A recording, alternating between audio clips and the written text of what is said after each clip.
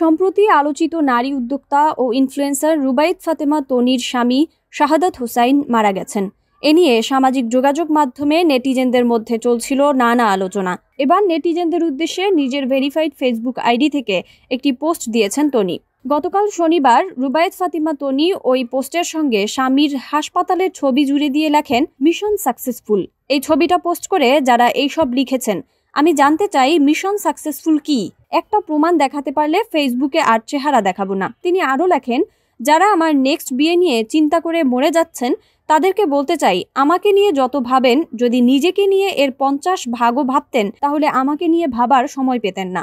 আমি অনেক ভাগ্যবতী, এমন একজন মানুষকে আমার হাজবেন্ড হিসেবে পেয়েছি যার ভালোবাসা আমাকে সারা জীবন বাঁচিয়ে রাখবে ইনশাল্লাহ। আমার জীবন চলার জন্য আল্লাহর রহমত আর সাহায্য ছাড়া অন্য কারো প্রয়োজন নেই। আমি যথেষ্ট ক্যাপাবল, আলহামদুলিল্লাহ। ছেলে মেয়ে দুজনকেই আমার হাজবেন্ডের আদর্শে বড় করতে চাই। আমি বিশ্বাস করি আমার হাজবেন্ড পরপারে আমার জন্য অপেক্ষা করবে। তাই জীবনের শেষ দিন পর্যন্ত শাহাদাত রহমানের ওয়াইফ এই পরিচয়টা প্রাউডলি বহন করতে চাই। নিশ্চয়ই আল্লাহ তাআলা উত্তম পরিকল্পনাকারী। নিজের উপর অগাধ বিশ্বাস আর অনেক কন্ট্রোল আছে আমার। তাই আমাকে নিয়ে বেকার চিন্তা করা থামান।